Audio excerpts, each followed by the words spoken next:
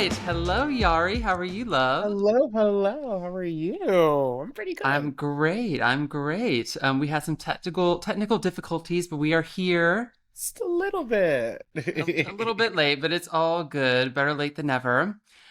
Well, thank you so much for joining me here today. You know, I love and admire you for forever and always. So thank you Hey, for taking the time out. of course. Um, I'll do a little intro about you for the girls who do not know Yari.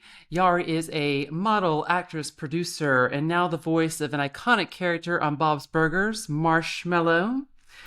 A true fashion darling, fronting campaigns for Calvin Klein and Maybelline and Dove. She's graced covers of Vogue and Paper. She has been in editorials in Le Officiel and Hero, to name a few. Jari Jones. Come on. We love a research girl. Yes, yes, you know I come prepared. Facts. So, you Oh, ready to jump in? let's jump in.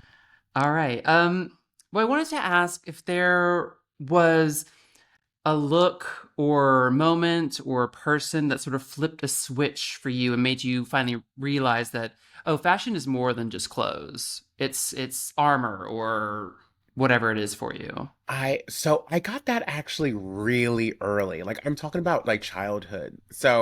I'm sure if people have read about my story and stuff like that, my grandfather was like one of like the first like Black pioneer models in the US. He was on the cover of Ebony. He was a GQ model. Was heavy in fashion. And I kind of grew up in it. By the time he kind of retired from the fashion world, he became a photographer. So I kind of grew up modeling. He used to throw us in, me and my brother, in like ads back in the day in the 90s. You could do that. You could do like, oh, I'm gonna throw, my grandchild in. So me and my brother used to model all the time. We've done fashion shows. But I kind of grew up in it. So he always instilled this kind of confidence in me, regarding like the fashion world, whether it was runway or whether it was being in front of the camera. So that definitely was like the foundation, um, for fashion for me for sure. Oh my God, gag. What was his name? I had no clue. Billy Jones, Billy Billy Jones. Jones. Okay, I'm gonna have to do Yeah, some yeah, some deep diving after this. I yeah. love. Like you'll find the photos. Yes. Oh my God. Do you have any old photos of you like as a kid in the shoots, or is that Oh like? my God, yes, I have tons. Definitely Oh will my send God. you some for sure. Yes, please. Oh my God, I need to see these.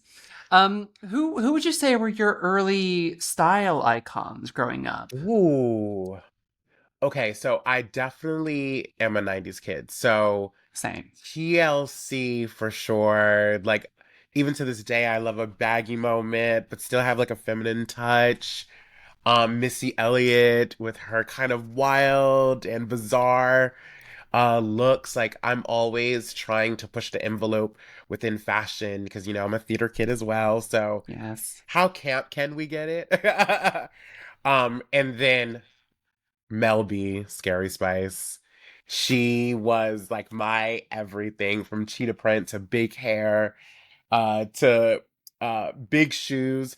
I used to do this thing as a kid where I would walk in the sun and turn sideways so that my shadow could like elongate like the height of my shoe because I wanted those like big, what are the buffalo sneakers? I wanted them so bad. And I was like, one day I'm gonna have them. And just for hours would just watch myself like watching my shadow like walking because I was like, I want those shoes so bad.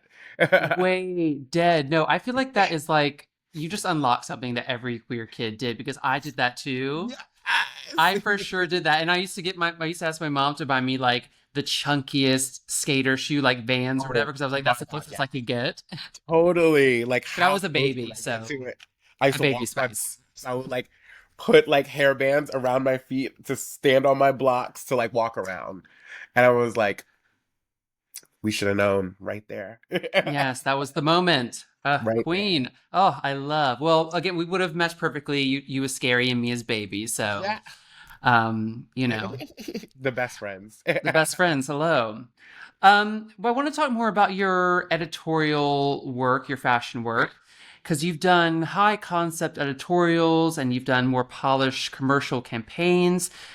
Do you prefer one over the other Uh, creatively?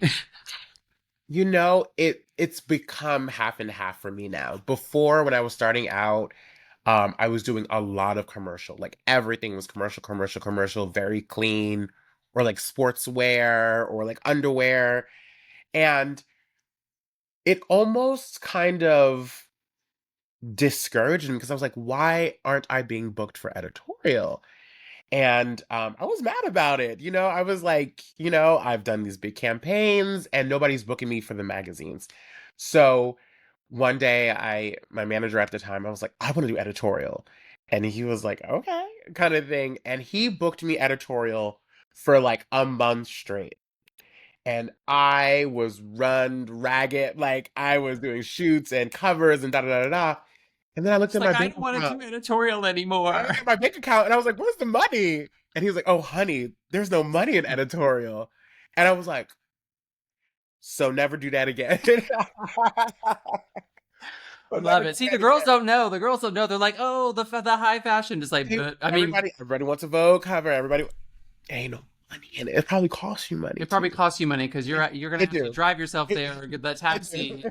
Yes, So now I enjoy both. I love a campaign, I love branding, I love to step out for like a special magazine issue or a special editorial. That's like where it is, but I will always be a campaign girl because show me the money, honey. hello, period, period. I know it is. It's so funny. For a period when your Maybelline ad was at my local Savers, which is sort of like our like CVS, Walgreens. CVS Yeah, like yeah, yeah. moment, and just like seeing your face, it was such a joy to see you there. Oh, I appreciate that. Beauty Yeah, is a like that's one that like I never thought that I would be able to reach, just because of blackness, because of being plus size, being trans, it it was never that. For Maybelline to take a chance and it really got big.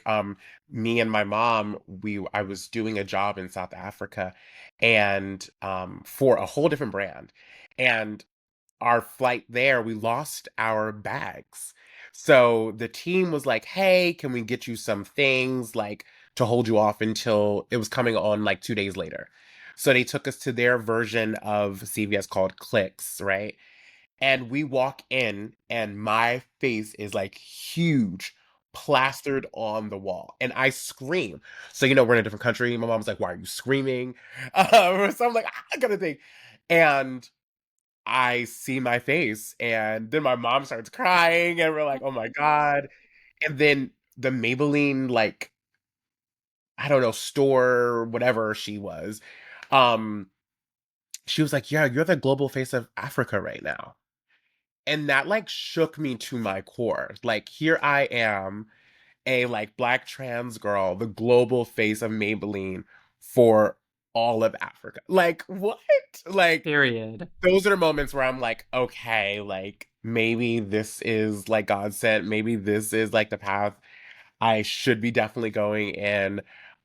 So I get tickled at myself sometimes and be like, oh my God, like I'm actually kind of doing it. Yes, you are. I mean, if you don't give yourself your flowers, if you wait for the other girls, you could be waiting a long time. But You'll be they're waiting. finally catching on. So better late than never, as we said. Facts, facts, facts, facts. Um, so when you get dressed for the day, would you say that you're styling for the fantasy, the narrative, the armor? What is your process when you decide what clothes you're going to wear for that day? Oh, first of all, I love these questions. I'm such a combo girl, Like, I feel like if I'm about to step out into the world and it's a very cold world sometimes, you know, I feel like I need something that's going to feel like protection. And for me, looking my best and feeling good in what I'm wearing is that, right? So, I love to feel comfortable. So if that's a cool sneaker or if that's a little cute little boot, for sure. I love denim. I love baggy, but I love a feminine touch always. So you'll always see me in a crop top. You'll always see me in a beat. You'll always see me in a bust down. You know, Um, but I feel like when I feel that essence, when I feel good, when it gives femme queen, like I can withstand anything. You can call me anything you want on the street, and you are still getting the best Yari possible. Um, yeah, like I think it's the fantasy of like being my best self, being everything I dreamed I was going to be. It is the armor of looking fierce as hell. It's the armor of looking, like I'm somebody. Like when I walk down the street, I'm somebody. Um, and then it's the narrative of, you know, black trans girl living her best life, being seen in a beautiful light, being seen in a safe light, and just kind of moving on, So often for Black trans girls, we see in the media we're either dying or being killed or being harassed. So for me to just walk down the street, living my best life, surrounded by people who I love, surrounded by people who love me, looking hot as, um, you know, that for me is like everything. Beautiful. What was the first time you remember feeling beautiful in a photo? Oh, the first time I felt beautiful in a photo.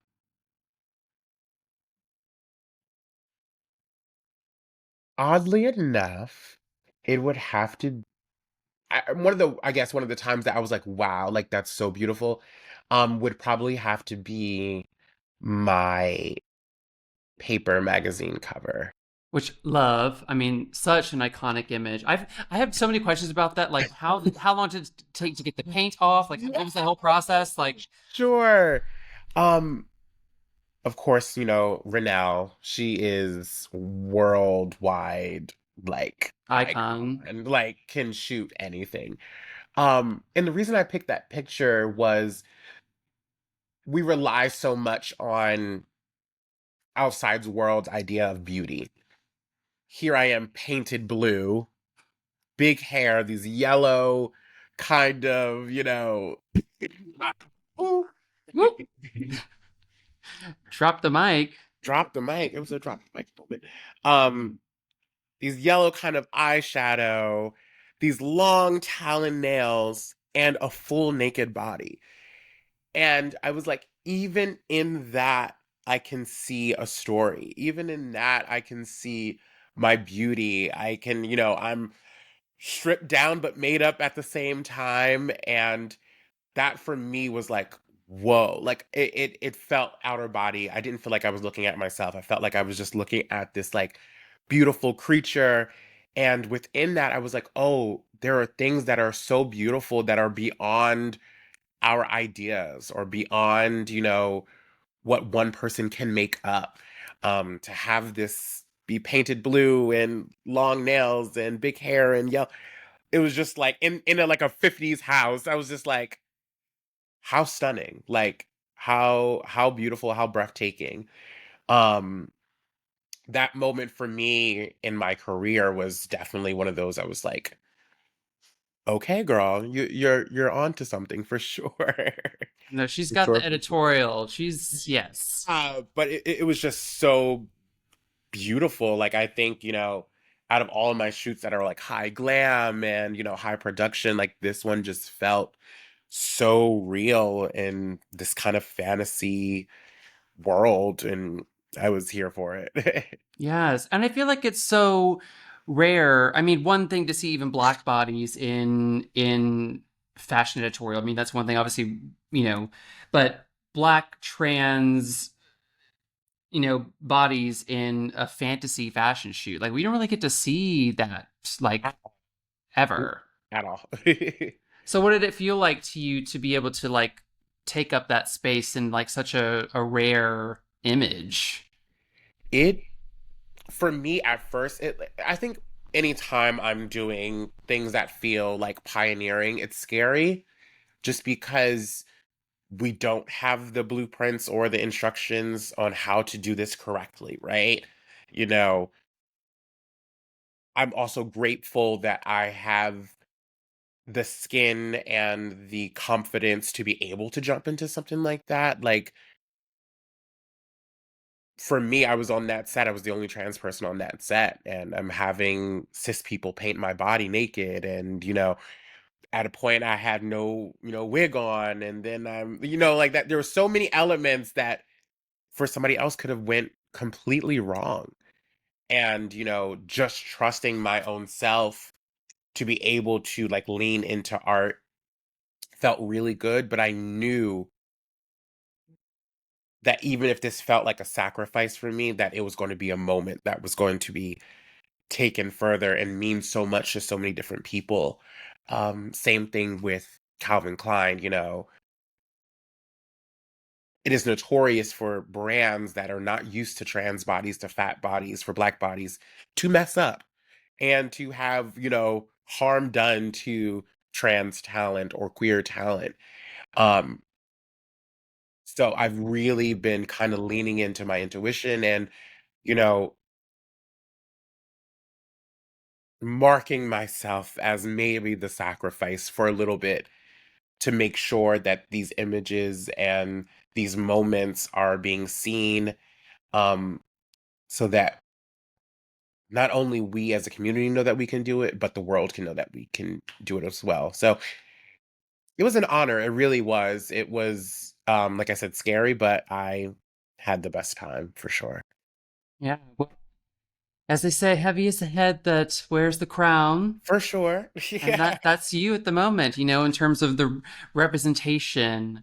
Um, it's a lot of pressure, but you're handling it so gracefully and beautifully and period, bitch. Just got to get home, get a good rest. Yes, yes. But stay with the commercials though. For Get that sure. money. We're Get the trying to buy houses, honey. Yes. possible. And then you can do the editorials and then place them up on your walls in your house. When I was young. When I was young. Exactly, period. What is your biggest fashion ick? Like something you're just Oh, like, absolutely no, not doing it. my biggest Or fashion hate. You just hate on other people. ick. Oh, what's my biggest fashion ick? It's an interesting question for me because like there's so many things that I like. I'm trying to think what don't I like?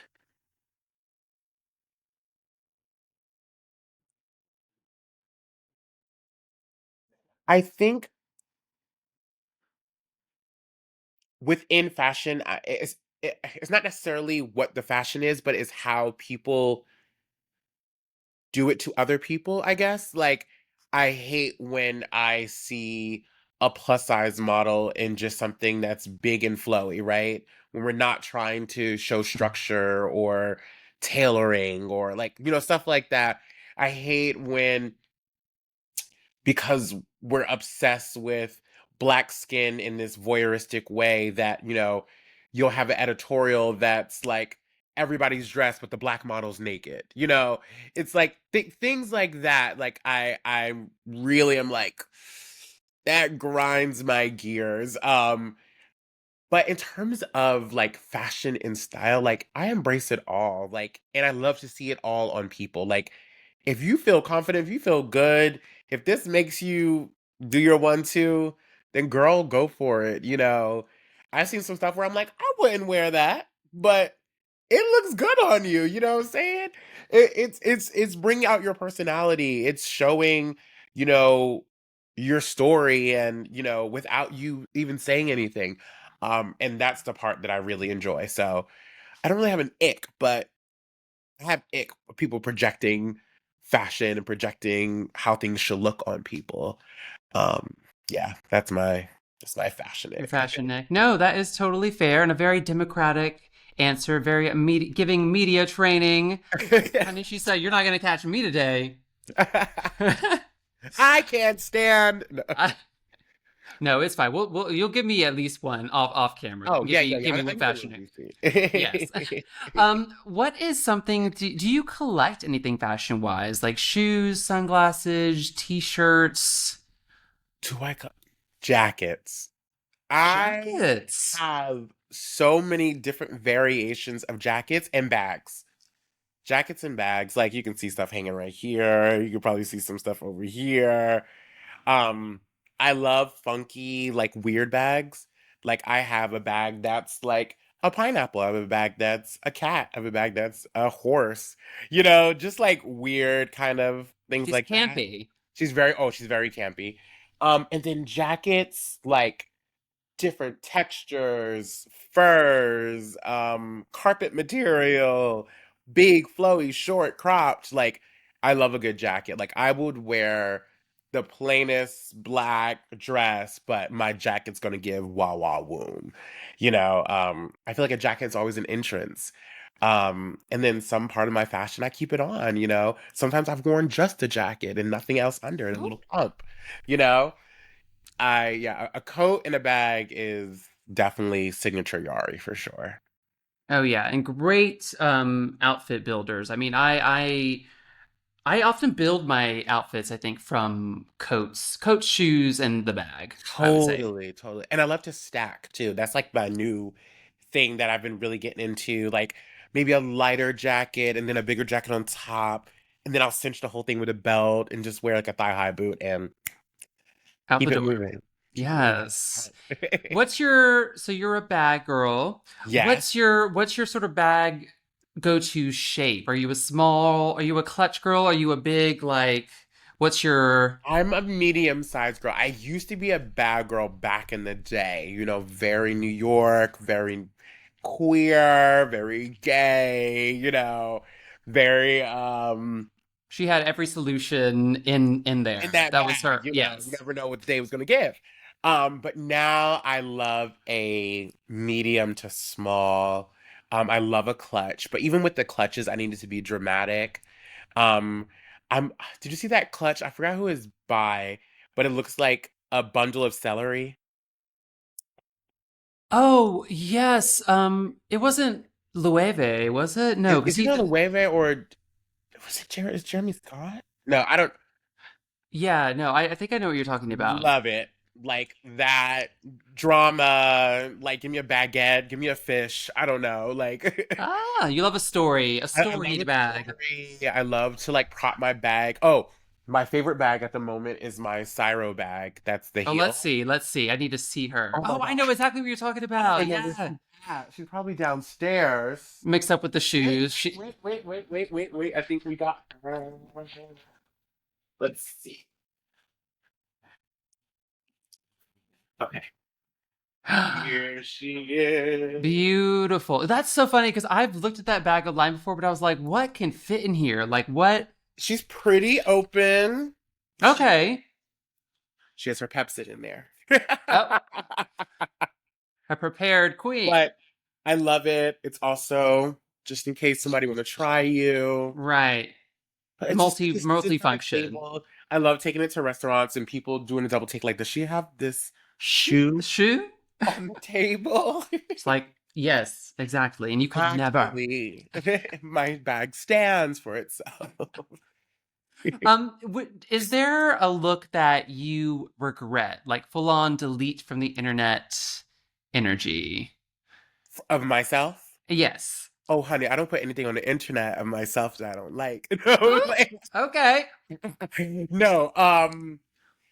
Is there anything that I don't like on the internet?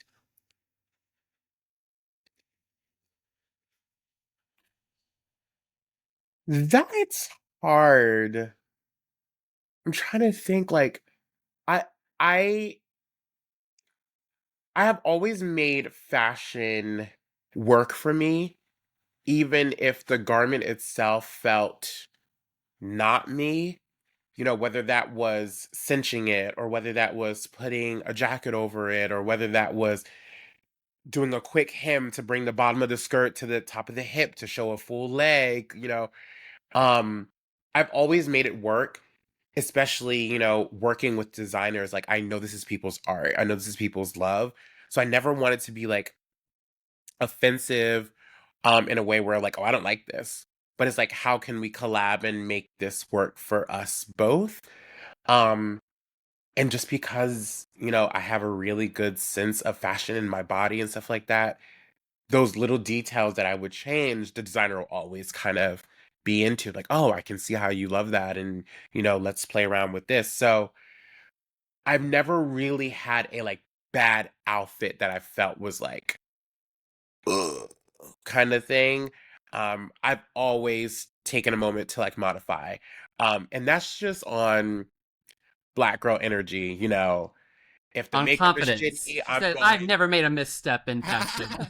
Yeah, and it's funny because like I think for some people that would sound cocky, right? Like I would never, right? But think about how many times as a person of color, as a queer person, that you have to kind of take care of yourself in this industry, right? Mm. There are so many moments where, you know, they're centering the white girl, they're centering the skinny girl, they're centering the celebrity, and you are in the mix, but nobody's checking on you. Nobody's checking on your makeup, nobody's checking if your hair is okay, nobody's checking if your wig is slipping back, if that dress is fitting you well, because they're so focused on what they see as beauty and what they see as worthy of time and detail.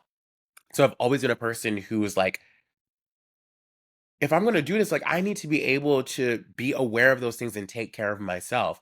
I'm still going to sets bringing my own shoes because I know, you know, there are a lot of stylists out here who are lazy, who are not going to take the extra effort to go find me a shoe. I did this huge shoot with one of my favorite photographers for the Washington Post. And it was a fashion editorial for the Washington Post.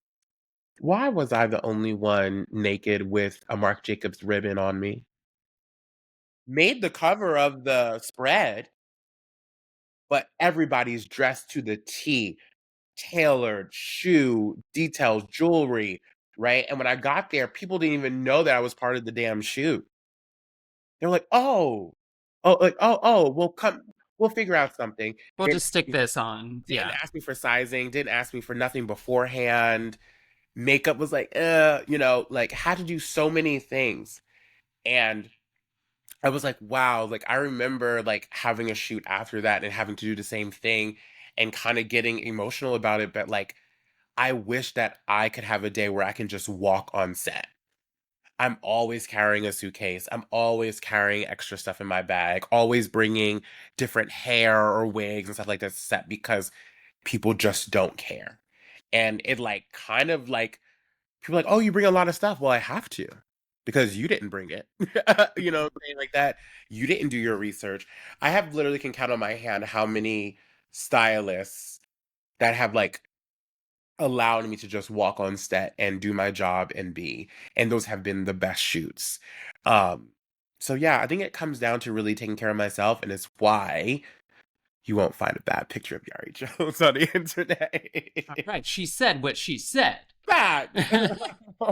It's just, yeah, no, I totally understand you. It's just the sheer laziness of it. How are we still here? Like, whether it was like Naomi in the 90s having to bring her own makeup to sets and Totally. same, different situation, but same thing, all these Totally. years later. Like, how are we still here? There's a stylist named Elizabeth Solster. She's icon, right? She does a lot of styling for Maybelline. And Maybelline got a budget, so they like high-end clothes in their shoots. And I remember they wanted everybody to kind of be wearing like high-end, so Burberry, Prada kind of situation. Amazing. And I'm like, girl, I know they ain't no Burberry dress that's gonna fit me. So she bought two, got one of the best tailors in New York, split that bitch open, made a dress that fits me, and was like, let's go. It's still Burberry. That's what I'm talking about. Y'all pour all this money into other stupid things, and it's like, how are the clothes looking on your model? How's this editorial gonna shoot? The, And the solution is so and it's simple. literally so simple. Get a tailor, buy two, recreate it, put it on. The brands are just looking at you use the name, honestly. Mm. But that for me was like an aha moment within fashion, just because I was like, oh, it can be done. You know, people absolutely do this. She's one of the top stylists in fashion right now. Of course it can be done. It's laziness. It's how extra are you going to go to make sure that a model feels great and the model feels comfortable. Some people don't care, and especially when you have all these intersections, it just the care and the consideration just keeps going down and down and down and down. Fix it, What can Jesus. you do? Fix it, please. Well, I want to talk more about your producing and filmmaking. So, as many people already know, of course, you were the first Black trans producer to have a film at Cannes, Yes, which yes, is yes. so major. I mean, so proud of you. That's like such a crazy accomplishment. Like, I mean, it's crazy. It's crazy that that's like even a A first. thing. And yeah, I mean, it's insane. But Been alas, out for like 60 plus 70 years maybe. And it's just she, like, she's been around. okay. Yes, yes. Were you? Yeah. How did that moment feel for you? Like, did it hit you all at once, or did it hit you later? Was it? Were you like taken aback? Like, oh, like I didn't realize I was going to be the first, but okay, here we are. Another Yeah, first on my shoulder. totally. I think it was a lot of those emotions like mixed together because it's like, oh my God, what an accomplishment. But also like me, the first? And how many years has this been? And I was like, that's bizarre to me. And from the response of the film and from the response of the festival, you can tell it was that. So I was like, because at first, you know me, I'm always like skeptical of everything. I'm like, I can't. The way the media was like, do, do, do, do, do, do, do, do, do, and I was like, oh, this is real. This is real. Um, like I said, it was an honor. It was also one of those things where, like, you know, I'm wearing a million other hats, so I need to take care of those things as well as I'm here. But yeah, it's just one of those things where you're just like, it's a big checklist and it's a big check, things that you never thought would fall into your hands and they do. And the responsibility of taking that and making sure, again, that these doors are open, that people are realizing that we have the possibility to do that, that we don't have to wait for somebody else to do it for us to do it as well. Um, that we also have the ability to have keys and unlock doors for the world, and not just for our own community, but for the world, honestly. Um, so it definitely is one of the things I'm super proud of. Um, one of the accolades that I wish would have happened before myself. But definitely something that I'm grateful to like be able to share a story with, for sure. If you had an unlimited budget, what kind of film would you make tomorrow? Like, would it be a fantasy? Would it be a drama? What's the story? Where are you shooting I it? would love a queer action drama.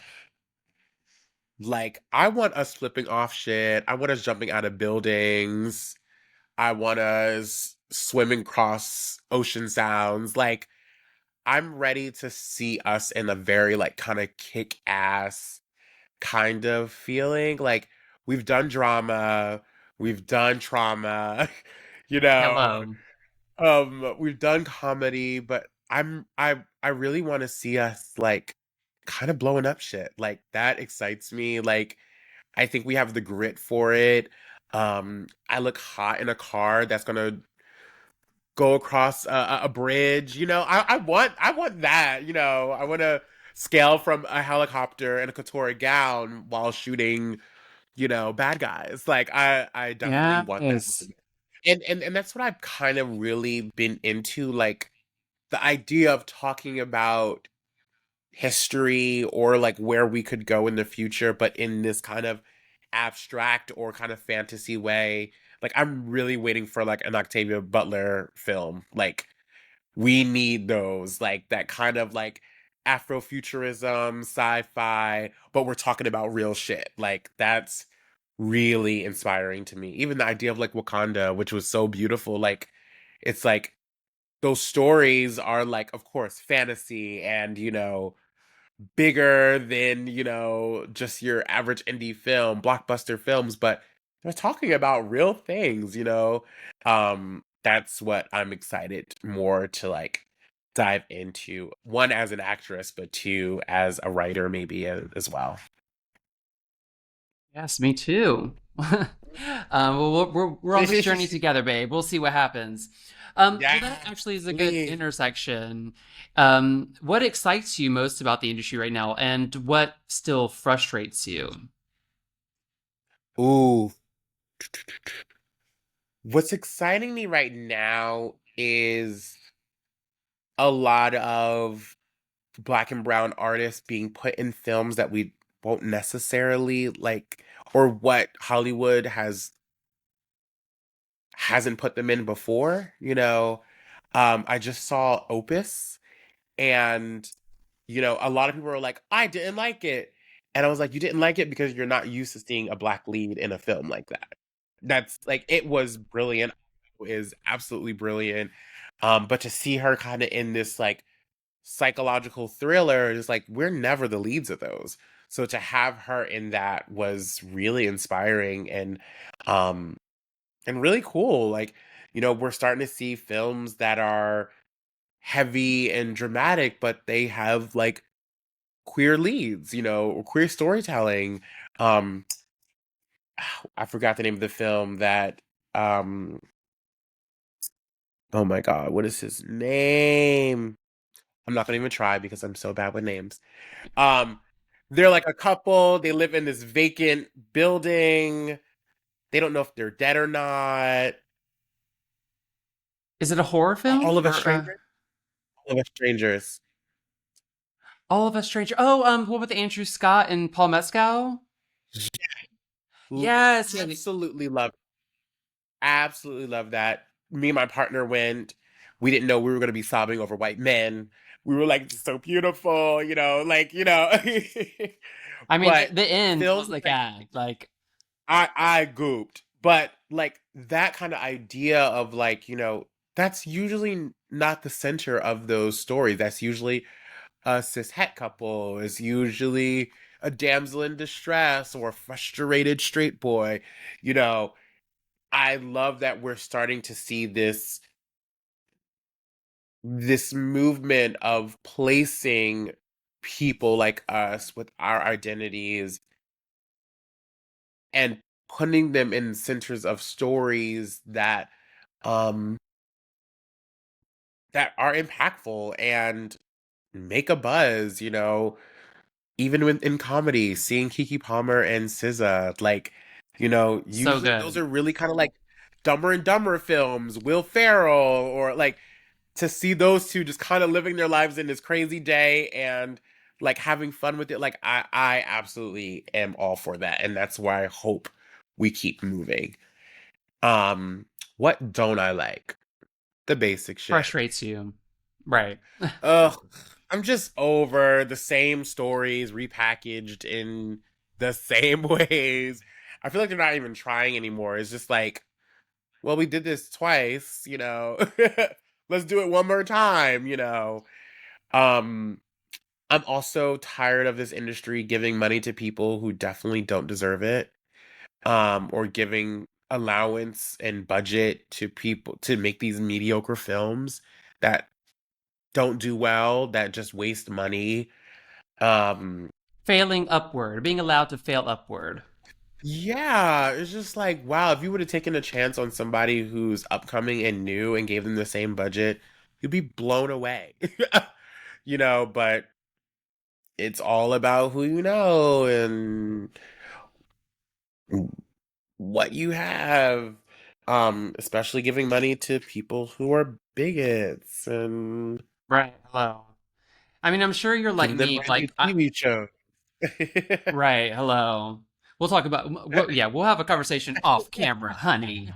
Because I have some things to say. No, but Right. it's funny because I'm if like for instance I'm so over the narrative of like for gay men at least, which it's sort of and I feel like for trans people it's still the same story, just like different. The sort of the drag queen and the straight boy and will they, won't they, and it's sort of this past, and Right. it's the same thing for the trans girls. It's like the trans girl, like we've seen this, you know what I mean? And I think we're Totally. ready to like, and that story is beautiful. It just it's claimed its spot within the canon of queer film, but like we can. Totally. We can move it along. Or it's like, why can't we elevate those stories in a way that probably shows more of real life in community? Like, I'm dying to see a film of a trans girl and a gay boy fall in love. Like, the doll Butch Queen narrative needs to come out.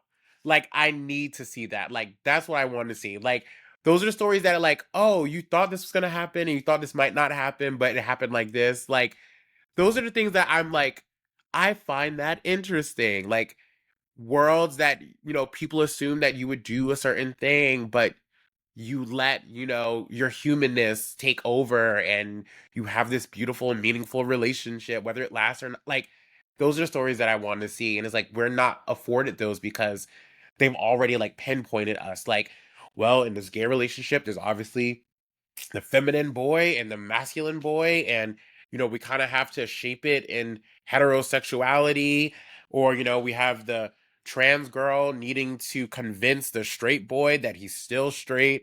It Boo. Yeah, it's Boo. done. It's like, give me something that's like fantastical but also based in real life. Like, all my boyfriends are gay. Ah, period. Um, Great answer, by the way. What's something that what's something that you wish cis folks in Hollywood understood about trans visibility, like both behind the scenes and on screen? That everything is not like based in our transness. Like, I feel like so many of our storylines are always based in like our transness, but more specific, like the trauma in our transness, right? I just wish they would show more of like our humanness. And like, I even hate the narrative that like, oh, like we just want to see a trans person as a waiter or like a doctor. And like, yes, but it's like also we can lead stories without it being, directed at our transness. Like, that's going to be inherent. We're trans people. Like, there are going to be signifiers that identify a life that we live, right? But it's like, to be like, oh, she died because she put the needle in wrong for her estrogen shot. Like, or, what I'm saying? Like, I don't know. Like, just random stuff that I'm like, okay, next, please. Yes, it's a trap. It's a chop. Two chops. Well, I share that sentiment with you, and we will see. We will see. And Let's in the change it meantime, up. We gotta we'll do it. make the shit ourselves because no Facts. one's coming to save us, babe. Well, next on to Marshmallow, my Yeah, favorite character, it's your girl. the your girl, the doll, Marshmallow. Love her. Don't what my well. Don't want my well well. I mean, that's my favorite line. Like I was pissing myself laughing. Like, you better Love do your her. chores, all of them.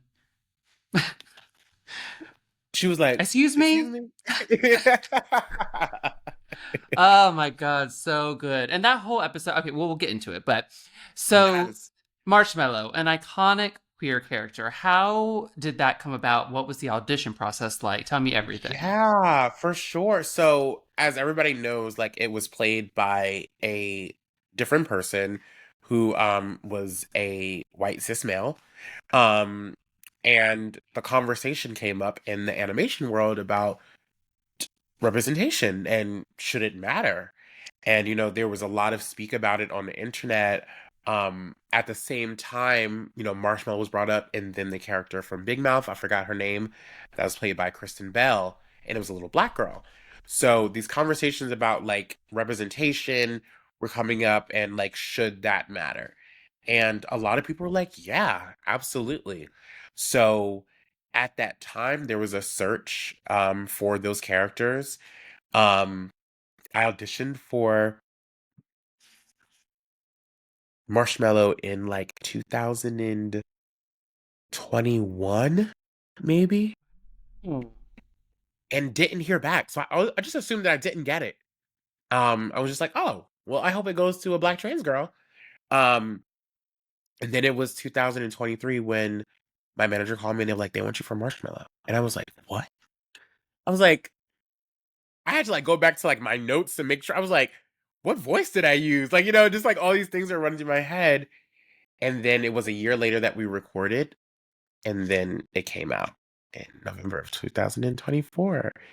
And the response was out of this world. Like, so great, both bad and great, but mostly great. Just, you have your people who are like, we want the original. And I'm just like, well, I am the new original, sweetie. Yeah, Um, so get used to it, but babe. it's been a whirlwind. Like, I'm super excited for what's to come for her. We came out of the, house swinging, got to sing on the show, which was Got to really sing, exciting. sing. A lot of people don't know she's a vocal girl. A lot of people, just because of like modeling and stuff like that, don't know that I was a musical theater girl at all. It's always funny, like I've been kind of um rekindling with a lot of old friends, so they know me as the musical theater girl, and then a lot of my new friends don't know me at all as a musical theater girl. So it's kind of all coming together, which has been really cool. Has been forcing other things such as music to That album, when's the album dropping? he's coming soon. We're working. But it was really cool to kind of be like a soft launch for that part of my life, in such a big way. But yeah, animation is really awesome. Like it's a tedious and hardworking job, but easy. No makeup, no set fittings and stuff. Like, you just walk into a booth, do some hours of some different intonations, you get your check, and you go home. Perfect. Yeah, are you rocking up in like PJs? Like what's your vibe when you come to the booth?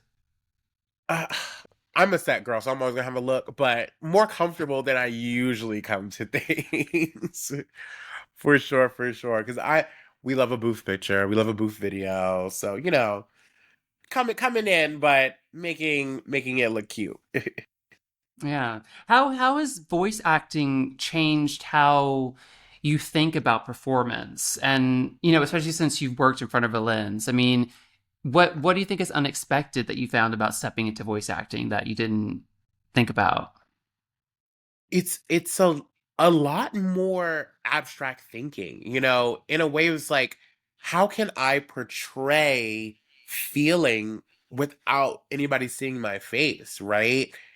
Um, I think one thing that was really interesting being directed, um, was like hearing like directions that for me felt silly, but then when I watched it on like in playback, I'm like, oh, like that worked so well.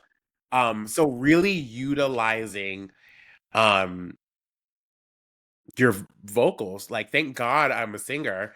And I was able to take direction quickly, but it's really a lot of, playing with tonation, playing with octave, sitting in a sound and kind of embodying it for long periods of time.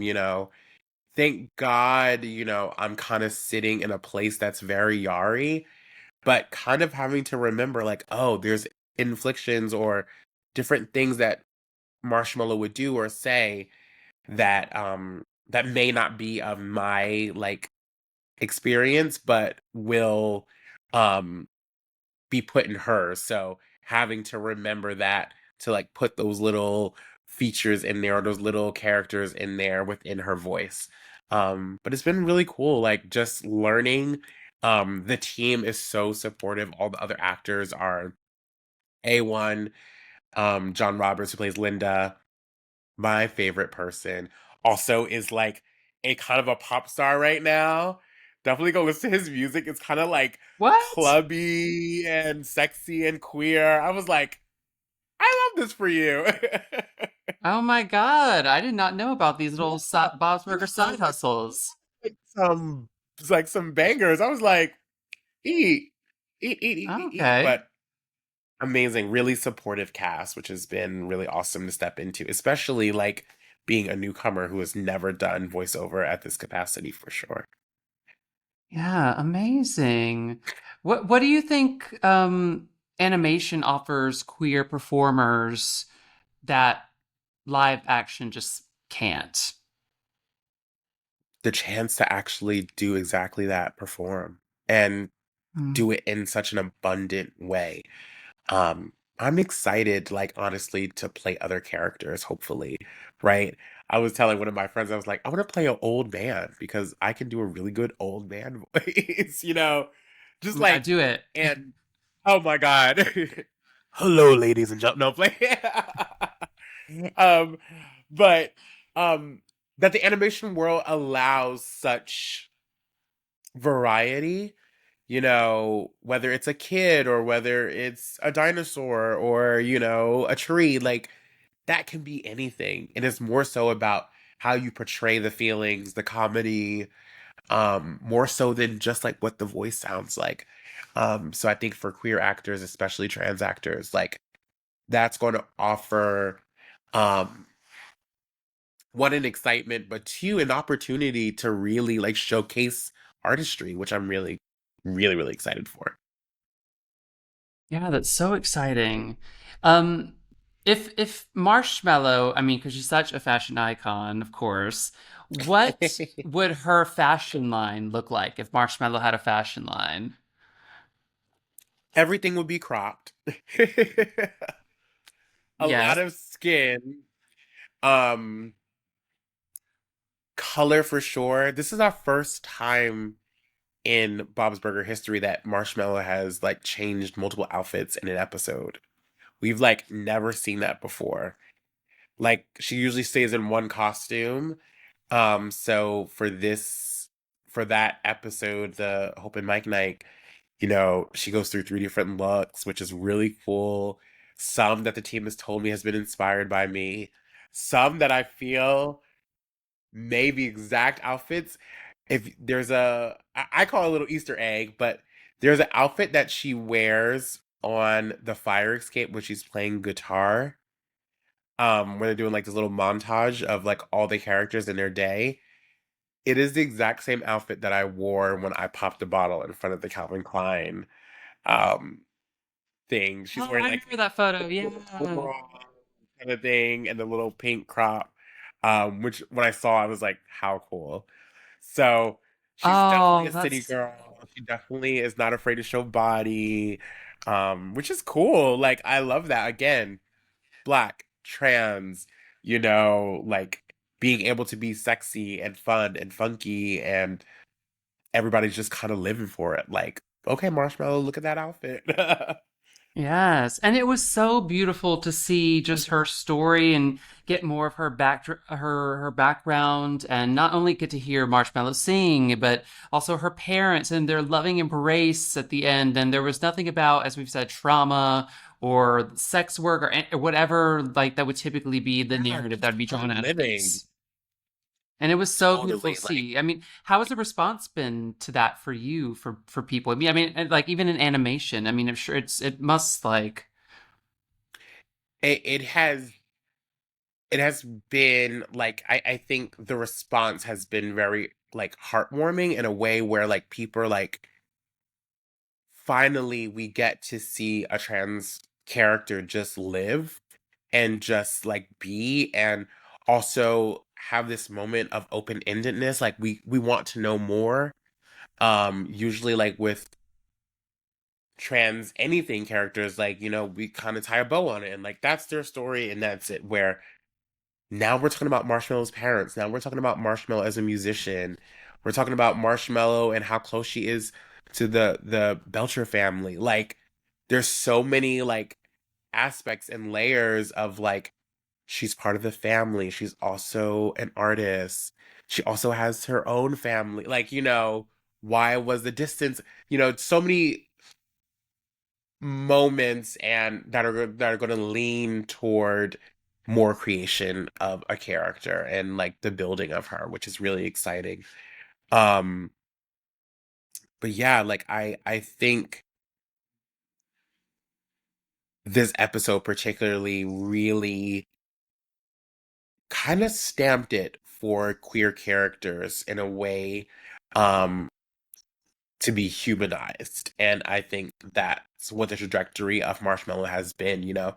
She started off as like a not a joke, but like something that was supposed to be like one off. Like we have these we have these trans sex workers, but people just fell in love with her and they continue to fall in love with her. People have asked me to sing Seabird at weddings. People are like, I get at least 20 messages a day of when are we getting a full version of Seabird? Like it just sometimes the same people like, have you thought about Seabird as a full version yet? And I was like, it's coming. It's coming, trust. It's coming. It's coming. But people really love the character. They really love the song. Um, I got in a really amazing message from the people who originally created the song, and they were like, for every Dolly Parton, there's a Whitney Houston. And I was like, just like little messages like that, just like that's so heartwarming and that's so like thank you. Um so yeah, I'm really excited to see the trajectory of her and like as more things come out, as more opportunities to sing and be Marshmallow. I'm gonna be love that. What is your favorite city to be seen in? Where do you feel like the ultimate version of Yari? Ooh. Okay, I have two. New York, obviously, just because that's where Yari, the persona, and Yari, this was born. I love New York City. It's home. Home. It's where I scraped my knee and got back up and then conquered. It's one of my favorite places on earth, for sure. And then second will have to be probably Bangkok. Same. Oh my Bangkok God. My is two favorite cities. it's Bangkok is I you can't explain it unless you've been there, but like it feels like second home to me. Like I've been there so many times and like I now have like friends that I like cultivated like relationships with and like getting to even see um my campaign for Adidas in Bangkok was like and having people stop and be like, that's you. Like it was incredible. One of my favorite places on earth. Probably will move there if shit goes awry here. Yes. Oh my God. Well, but that'd be Yeah. a beautiful thing. I mean, I would live in Bangkok. Like that'd be like a dream, Oh, honestly. it's like I'm actually surprised like I don't have an apartment there already. But yeah, it is definitely one of my favorite places. I love the people. I love how they digest me in a way that's so wholesome and just like so loving and they want to get to know you. I don't feel ostracized. I don't feel like, oh, this is like a black girl, like, oh, this is a trans girl. Like it's already in the culture, so like it's just beautiful to see as well. Yeah, it's definitely one of my favorite places on earth. Reminds me of my third favorite city, which is Cape Town. Like Cape Cape Town, Town same. Oh my God, love Cape Town. Stop. Now felt us having that like the same same energy. travel taste. Yeah, that same energy, that same like loving care, like your family kind of vibe. Like had a time in my life there. What is your travel outfit on a plane? Are you a cozy queen? Are you a look queen? What's your vibe? Okay, so interstate, definitely a look queen. Like Okay. going to LA, I'm gonna have a look. Gonna be cozy, but it's a look. Um, but anything that's outside the country, definitely cozy. Fashionable, but cozy. Oversized jacket, you know, depending where we're going though, it might be a little hot. But I definitely on anything over 4 or 5 hours, I definitely want something that is going to wrap me up so I can go to sleep. First class, of course, because what else are we doing? Right. We want to lay horizontal. Yes, yes. um, but yeah, I definitely want to be comfy, some kind of croc, or UGG, or something that can just slip on, slip off, so I could get that rest. Do you have any unconventional or conventional travel hacks or rituals that you sort of swear by? Maybe when you're Okay, packing or like, rituals. I'm the worst packer. I just pack at the last minute, so my bag's always over. But I think when traveling, I always stay at least, like, especially out of the country, at least a month, or try to stay at least a month. Um, it was funny. I was like auditioning, interviewing for this travel show that was going to come out before pre-COVID. And they were like, "What's your travel thing?" I said, and I pulled this right out of my ass, and I was like, "Actually, it's very much Yari Jones." Um, I do the double L's, which is a week of luxury and then 2 or 3 weeks of local. That's always how I like to travel. So, like, any country I go to, the first week is like, let's hit up all the expensive restaurants, let's stay in the best hotels, let's, let's do that. And then the rest of my time there, which is usually 2 or 3 weeks, it's local. I love to live in a neighborhood. I usually get an Airbnb or something, a house, and get to know neighbors and like know like local restaurants, kind of hole in the walls. Like those are my favorite. Um, I feel like that gives me a very widespread and beautiful experience because it's like I've seen the va va boom and the glitz and the glam, but what ends up always being my favorite is like the local restaurants or the mom and pop restaurants, and just being able to wake up and go and get a coffee or some kind of beverage and walking around at night in a little neighborhood. Like that's like the best for me for sure.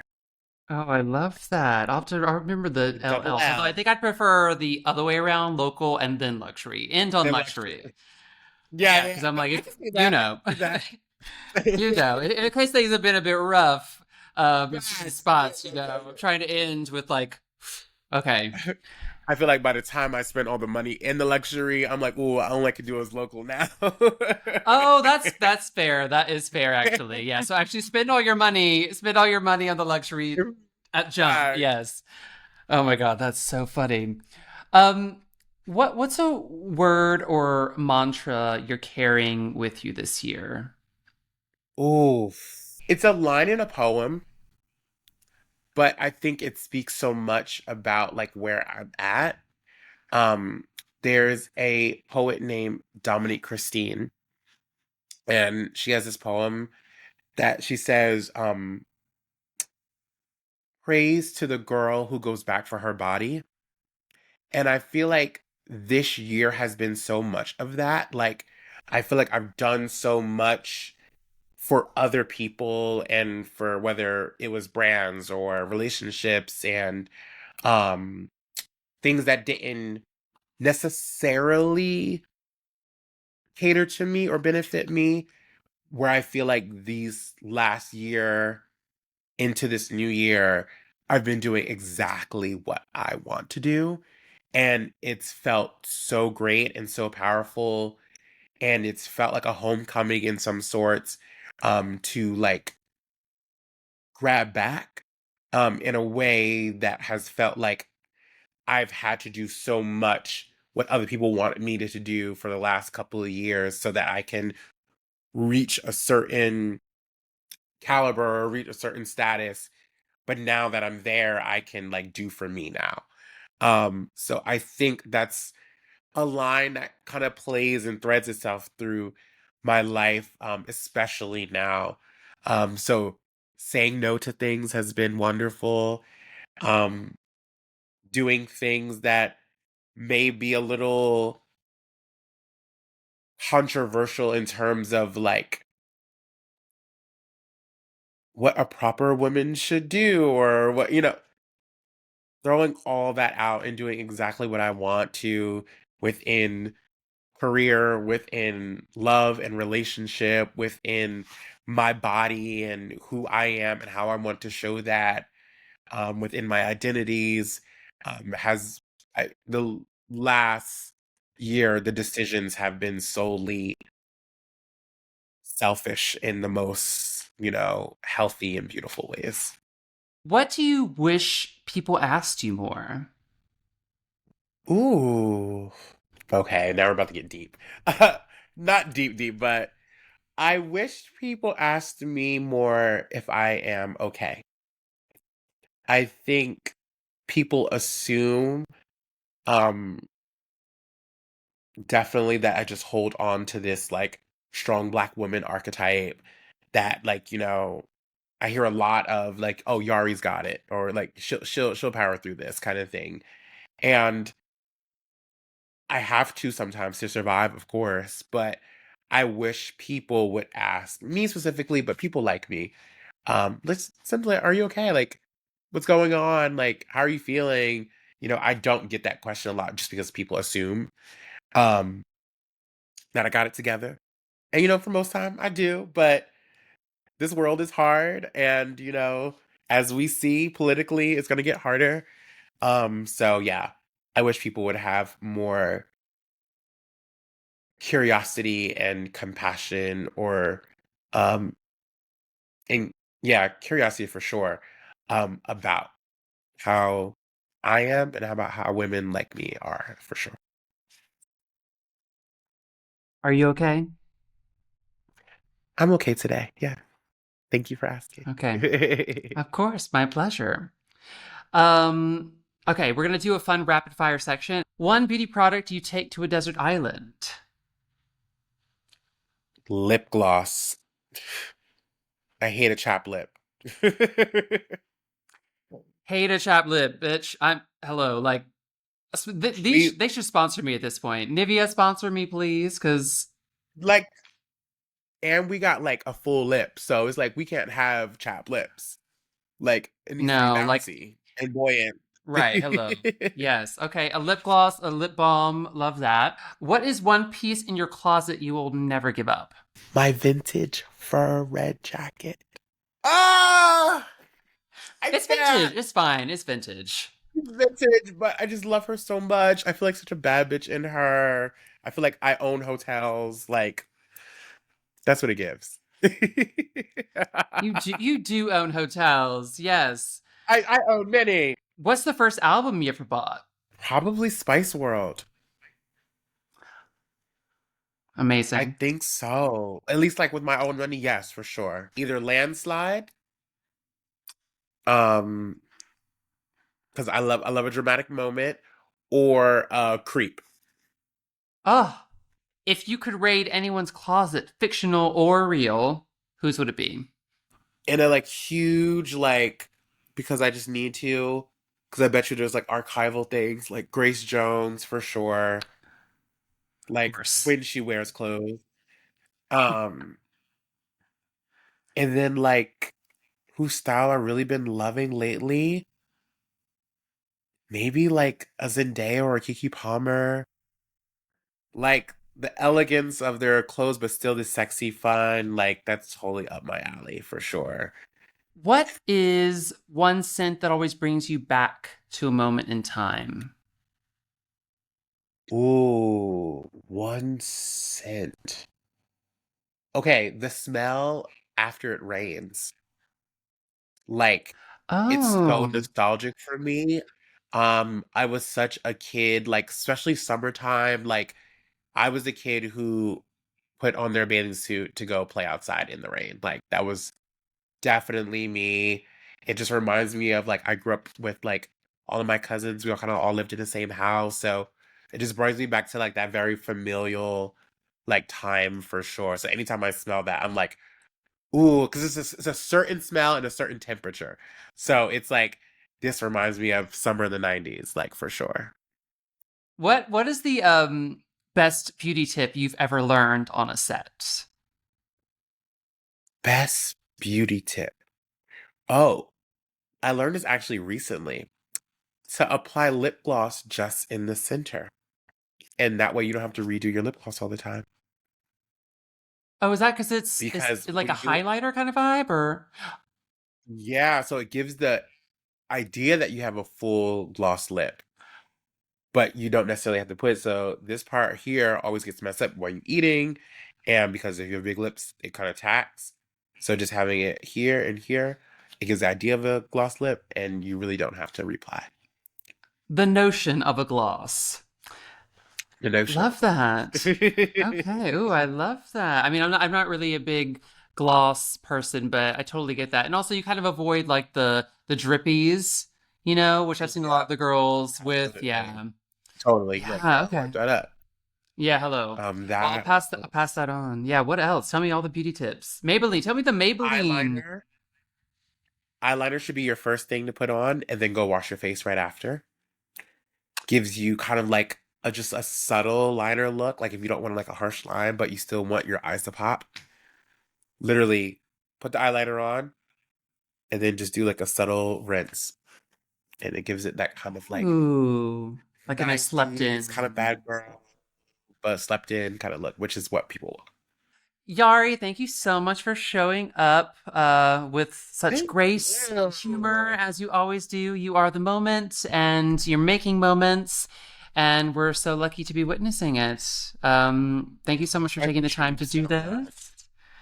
And Love you I miss you. forever. I love you, and I can't wait for the world to see more of your light. Same you.